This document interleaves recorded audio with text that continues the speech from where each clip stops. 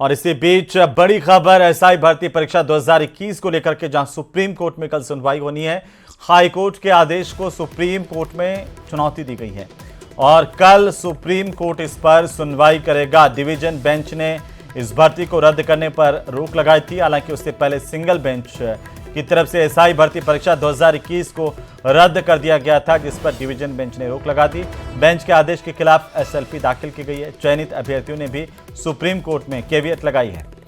यह बड़ी खबर इस वक्त की। कल सुप्रीम कोर्ट में इस बहुचर्चित मामले की सुनवाई होनी है। तो दूसरी तरफ लगातार एक के बाद एक जो फर्जी ट्रेनी एसआई की गिरफ्तारी की जा रही है। हाई कोर्ट के आदेश को सुप्रीम कोर्ट में चुनौती दी गई और अब इस पूरे मामले पर सुप्रीम कोर्ट में कल सुनवाई होगी, जिस पर सबकी नजरें टिकी हुई हैं।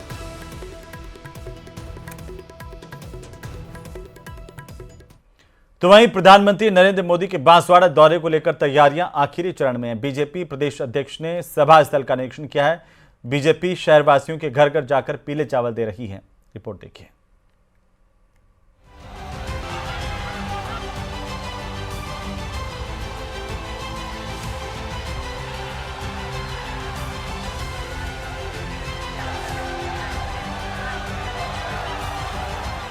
पीएम मोदी का दौरा, तैयारी में जुटी बीजेपी।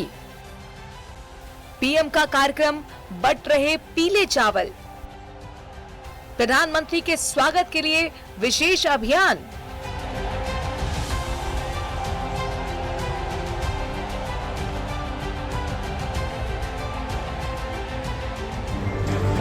प्रधानमंत्री मोदी का 25 सितंबर को बांसवाड़ा दौरा प्रस्तावित है।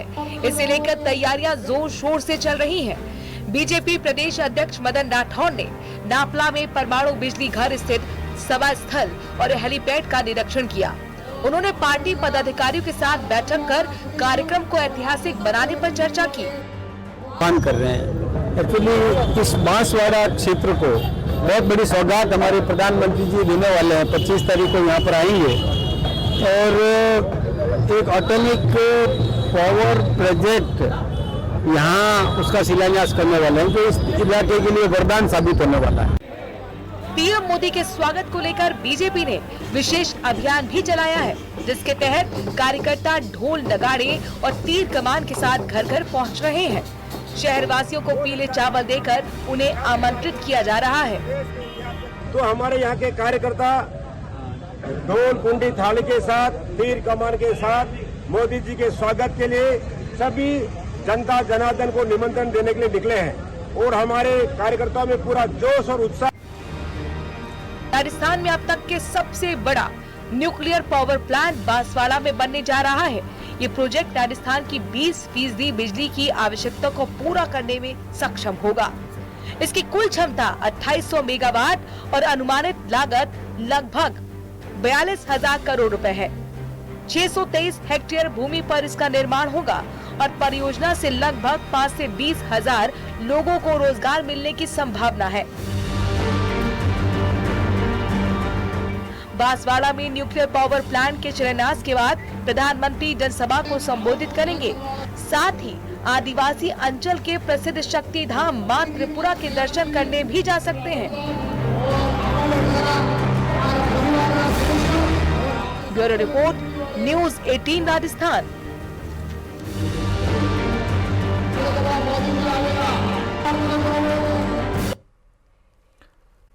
तो वहीं जबरन धर्म परिवर्तन करवाए जाने के दोषी पाए जाने वालों को अब उम्र कैद की सजा होगी। विधेयक में 25 लाख रुपए के जुर्माने का प्रावधान किया गया। इसके बावजूद धर्मांतरण के पापी अपनी हरकतों से बाज नहीं आ रहे। बूंदी के गोठड़ा में क्या कुछ हुआ, रिपोर्ट में देखिए।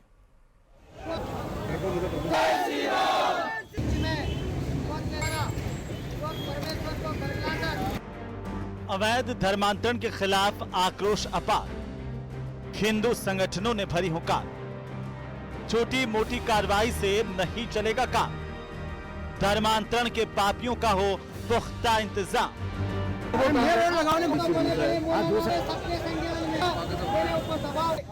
आस्था पर आघात लोगों को अंदर तक आक्रोशित कर जाता है, इतना कि काम धाम और रोजी रोटी की चिंता तक दरकिनार हो जाती है।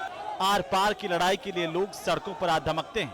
तस्वीरें बूंदी की हैं। जहां धर्म परिवर्तन का मामला तूल पकड़ता जा रहा है।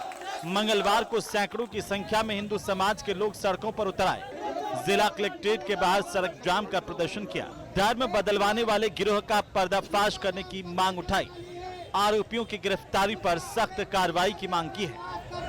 अवैध धर्मांतरण का मामला आया है।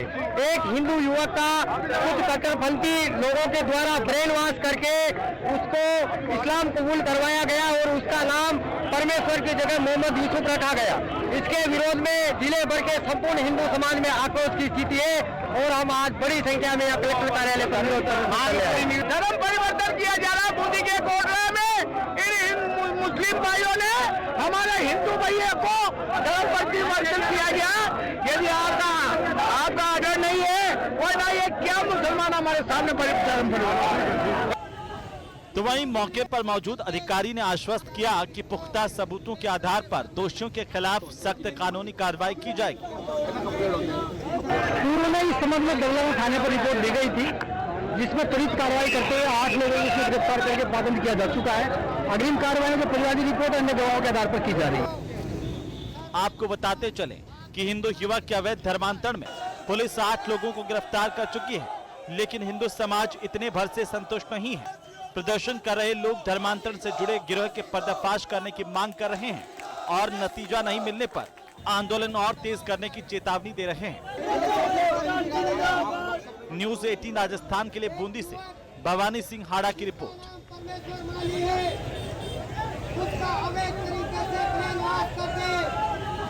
कुछ लोगों ने फिर यहाँ पर लोग धरना प्रदर्शन कर। तो वहीं श्रीगंगानगर के घड़साना में एक ज्वेलरी शॉप से अज्ञात चोर दुकानदार की आंखों में धूल झोंक करके 5 तोला सोना चोरी करके फरार हो गया। अज्ञात चोर के द्वारा ज्वेलरी शॉप से की गई चोरी की सीसीटीवी फुटेज भी सामने आई है, जिसमें उसने दुकानदार को बातों में उलझाया, 5 तोला सोना छिपाया और मौके से फरार हो गया। दुकानदार ने पुलिस को सूचना दी, जिस पर पुलिस ने सीसीटीवी फुटेज खंगाले, अन्य तकनीकी साक्ष्य इकट्ठा किए। इसके आधार पर अज्ञात चोर की तलाश जारी है। चोरी की वारदात सीसीटीवी में किस तरीके से कैद हुई है, आप देखिए इन तस्वीरों में कि ये शातिर चोर बातों में उलझा करके देखते ही देखते पलक झपकते कई गहने चुरा ले गया।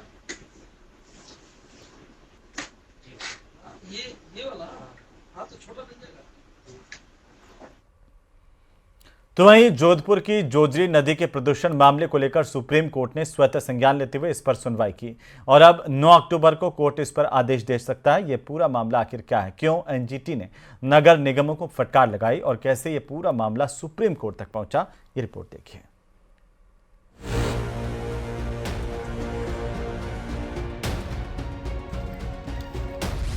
प्रदूषण की लड़ाई कोर्ट तक आई।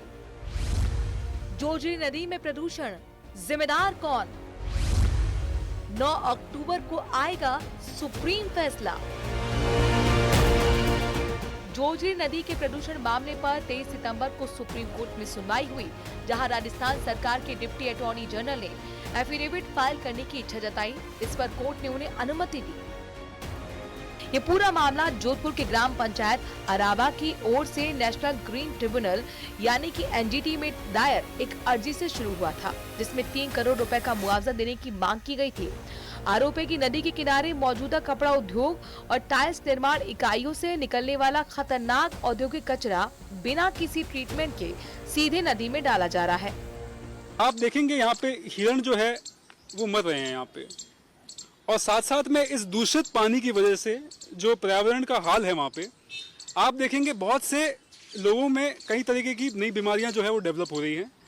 ये पूरा इलाका देखिए आप जो है पानी के पास में इतना सारा केमिकल है, और इस केमिकल की वजह से वहाँ पे जितने भी पशु जनजीवन है वो बुरी तरीके से प्रभावित हुआ है। इस मामले पर एनजीटी ने नगर निगम को कड़ी फटकार भी लगाई थी, जिसके बाद मामले को नगर निगम ने सुप्रीम कोर्ट में चैलेंज किया। तब से ये कोर्ट में विचाराधीन हो गया। हुआ कि पिछले 4-6 महीने से वहाँ के हालात बद से बदतर होते गए, जिस वजह से क्या है कि वहाँ के कई एनजीओज ने, कहीं जो जागरूक लोग हैं उन्होंने यहाँ पे चिट्ठी लिखी सुप्रीम कोर्ट में, और उसी का नतीजा ये था कि जस्टिस विक्रम नाथ जो कि सुप्रीम कोर्ट के जज हैं, उन्होंने इसका सुओ मोटो कॉग्निजेंस लिया। 16 सितंबर को इस मामले में सुप्रीम कोर्ट ने कहा था कि नदी में छोड़ा जा रहा औद्योगिक कचरा सैकड़ों गांव को प्रभावित कर रहा है। कपड़ा और अन्य कारखानों से निकलने वाला कचरा नदी में डाला जा रहा है, जिससे इंसानों और जानवरों के लिए पीने योग्य पानी उपलब्ध नहीं है। एडवोकेट सिद्धार्थ आचार्य के मुताबिक एनजीटी में कई आवेदन आए थे। ऐसे में नए और पुराने केस को जोड़ा जा सकता है। तो वहीं सीनियर अधिवक्ता शिव मंगल शर्मा ने अदालत को आश्वासन दिया कि राज्य सरकार इस गंभीर समस्या के समाधान के लिए पूरा सहयोग देगी। Bureau report, news 18 Rajasthan. उधर बारां जिले के मांगरोल एसडीएम पर धार्मिक भावनाओं को आहत करने के आरोप लगे हैं। एसडीएम सौरभ भांबू पर नवरात्रि पर तहसील परिसर में स्थित आटी वाले बालाजी मंदिर पर चल रहे रामायण पाठ के दौरान माइक बंद करवाने, गाली गलौज करने के आरोप लगे हैं। साथ ही रामायण पाठ कर रहे लोगों ने एसडीएम पर मंदिर में जूते पहनकर घुसने के भी आरोप लगाए। मामला बढ़ने पर एसडीएम अपने हाथों से उन्होंने माइक चालू किया, भगवान के हाथ जोड़े। गुस्साए लोगों ने एसडीएम पर कार्रवाई की मांग को लेकर जिला कलेक्टर को ज्ञापन दिया।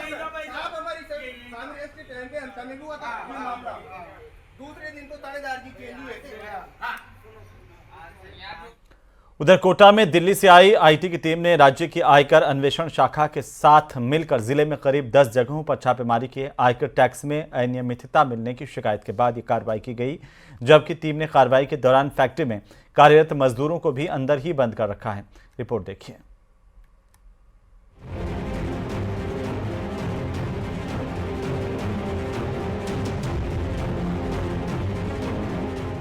टैक्स चोरी का शक। दिल्ली से राजस्थान 10 ठिकानों पर रेड। अनियमितता पर कार्रवाई, होगा बड़ा खुलासा।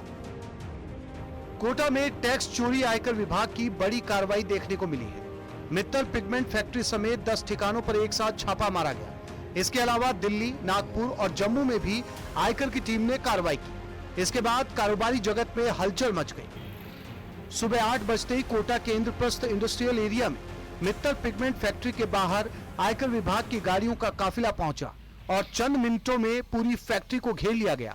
इसके अलावा जगपुरा और भीमपुरा की एनटीपी फैक्ट्रियों पर दबिश दी गई, जहां ब्राउन सोडा केमिकल, लेड प्लेटों का कारोबार होता है।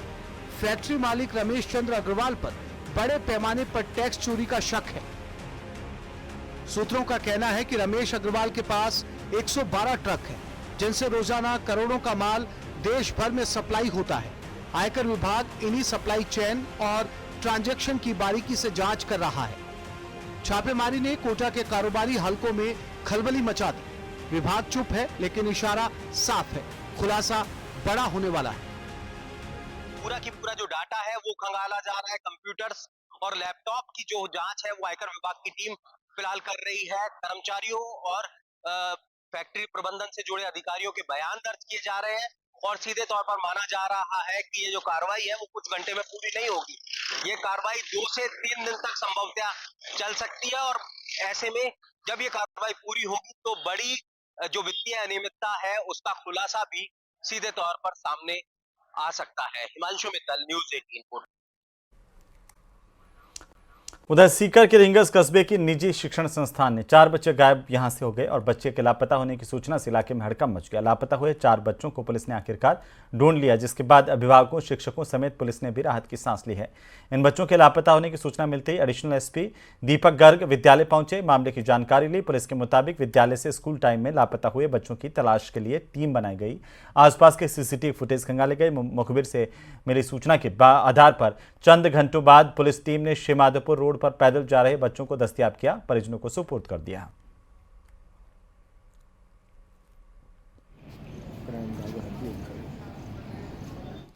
तो नेशनल हाईवे 62 पर नागौर के पास कृष्ण गोपाल गौशाला में फ्री में दी जाने वाली चाय को लेकर बस में सवार युवक और गौशाला के कर्मचारी आपस में उलझ गए। इसके बाद गौशाला कर्मचारियों ने लाठी डंडों से बस के शीशे फोड़ दिए। नागौर पुलिस ने कार्यकर्ताओं से बात की और साथ ही साथ करीब 14 आरोपियों को शांति भंग के आरोप में गिरफ्तार किया है। जानकारी के मुताबिक करनाल जा रहे श्रद्धालुओं की बस नागौर जोधपुर नेशनल हाईवे स्थित कृष्ण गौशाला के सामने रुकी। वहां पर चाय के लिए लाइन लगी हुई थी, तभी एक बस में से यात्री नीचे उतरा। उसने लाइन से अलग जाकर गौशाला कर्मचारी से चाय जल्दी देने की मांग की। गौशाला कर्मचारी ने उसे लाइन में लगने को लिए कहा तो दोनों के बीच कहा जा रहा कि तनातनी हो गई, लेकिन एफआईआर दर्ज करवाई गई। उसमें यह कहा गया कि चंदा नहीं देने को लेकर के गौशाला के कर्मचारी नाराज हुए और चंदे की इस उधेड़-बुन में उन पर हमला किया गया। ये एक पहलू भी सामने आया। फिलहाल पुलिस इस पूरे मामले को लेकर के जांच कर रही है और सवारियों से भरी जब दूसरी बस यहां पर आई, गौशाला कर्मचारियों ने इसी बस को यात्रियों की बस समझा, ऐसा कहा जा रहा है, और बस स्टाफ पर हमला बोला। लेकिन जो एफआईआर दर्ज करवाई गई इस पूरे मामले को लेकर के, उसमें यह बताया गया कि गौशाला में चंदा देने को लेकर के विवाद हुआ था। बहरहाल पुलिस ने कुछ लोगों को हिरासत में लिया, पूछताछ की जा रही है। कुछ लोग गौशाला के कार्मिक भी हैं, कुछ अन्य भी हैं। वीडियो में आया हुआ है, वीडियो के हिसाब से पहचान करके अग्रिम तफ्तीश करते उन पर कार्रवाई की जा रही है। प्रथम दृष्टया क्या आ रही है, किस कारण ये झगड़ा हुआ, क्या हुआ?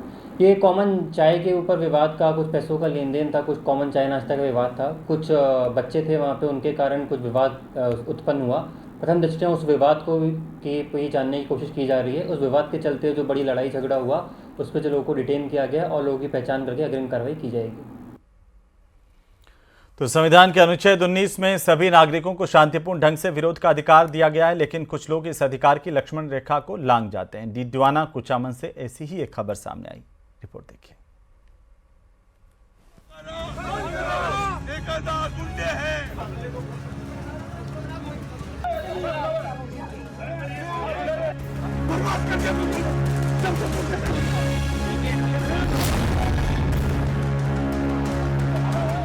एक जनसेवक को दुनिया में अदम क्या चाहिए?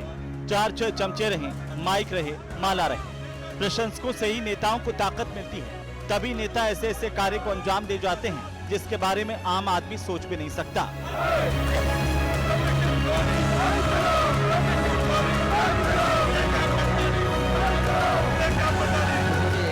ये देखिए, सीवरेज के जिस गंदे बदबूदार पानी से लोग दूर भागते हैं, उसमें कितनी निर्लिप्तता से बैठकर विधायक जी अपने होने का हक अदा कर रहे हैं। मंगलवार को मकराना विधायक जाकिर हुसैन गैसावत अपने समर्थकों के साथ निर्विकार भाव से सीवरेज के पानी में बैठ गए। मकराना शहर में नगर परिषद कार्यालय और पंचायत समिति कार्यालय के सामने सीवरेज का गंदा पानी सड़कों पर फैलने के बाद मकराना विधायक जाकिर हुसैन अपने समर्थकों के साथ पहुंचे और सीवरेज के गंदे पानी में बैठकर प्रशासन के खिलाफ नारेबाजी करने लगे।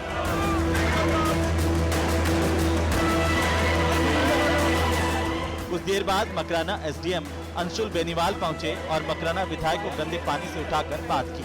विधायक एसडीएम को अपने साथ लेकर सीवरेज की गंदगी दिखाने की बात पर बहस करने लगे, जिस पर एसडीएम ने कहा कि ठेकेदार से बात कर ली गई है और जल्द ही समस्या का समाधान हो जाएगा। लेकिन विधायक जी कहां सुनने वाले थे। विधायक जोर शोर से बात करते हुए एसडीएम के कंधे पर हाथ मारते दिखे। इसके बाद एसडीएम वहां से निकले और शहरी सेवा शिविर में जाने लगे, तो वहीं इस दौरान विधायक गैसावत उनके पीछे दौड़े और उनका हाथ पकड़कर ले जाना चाहा, जिस पर एसडीएम ने कहा कि आप गाली गलौज ना करें। एसडीएम शिविर में चले गए। मकराना विधायक भी अपने कार्यकर्ताओं के साथ शिविर में पहुंचे और फर्श पर बैठकर प्रशासन के खिलाफ नारेबाजी करने लगे। न्यूज़ 18 राजस्थान के लिए नागौर से अशोक तंवर की रिपोर्ट।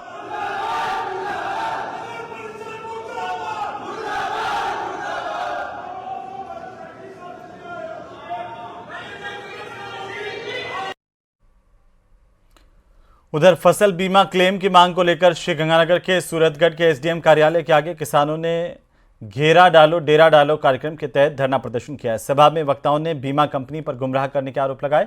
शाम करीब 5 बजे 1.5 घंटे की वार्ता हुई जो बेनतीजा रही। बीमा कंपनी के प्रतिनिधि यहां किसानों के सवालों का जवाब नहीं दे सके। ऐसे में किसान नेताओं ने वार्ता बीच में छोड़कर बाहर आकर ऐलान किया कि 2 घंटे का समय देते हैं, इसके बाद वे लाठी डंडों से भी नहीं डरेंगे मगर अपना हक लेकर के ही यहाँ से उठेंगे। इसके बाद रात 8 बजे फिर से प्रशासन ने किसान नेताओं को बातचीत के लिए बुलाया, जिसमें जनप्रतिनिधियों ने जिला कलेक्टर से बातचीत करने की मांग रखी। इस पर एसडीएम ने डीएम से वार्ता कर बुधवार सुबह 11 बजे फिर से वार्ता के लिए किसान नेताओं को आमंत्रित किया। वहीं किसानों के घेरा डालो डेरा डालो आंदोलन को देखते हुए पुलिस प्रशासन ने एसडीएम कार्यालय के चारों तरफ बैरिकेडिंग करवाते हुए कार्यालय परिसर को छावनी में तब्दील कर दिया है।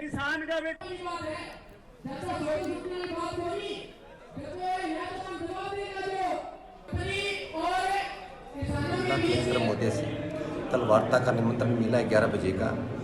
और बीमा कंपनी जो गड़बड़ कर रही है, बिना बीमा कंपनी को कल जिला प्रशासन लेटर लिखा वो टाइम बाउंड उसमें करेगा, इतने दिनों के अंदर पैसे डालने हैं। जिस तरीके से आप लोगों ने आज दिन की वार्ता देखी प्रशासन के सामने, बीमा कंपनी के पास ऐसे कोई आंकड़े नहीं है कि जिससे किसान ने गड़बड़ की हो या फसल बीमा नहीं बनता हो। तो कल 11 बजे की वार्ता जिला कलेक्टर की अध्यक्षता में होगी वार्ता, उसके बाद में पता चलेगा कि आगे का कार्यक्रम और आंदोलन की रूपरेखा क्या रहेगी।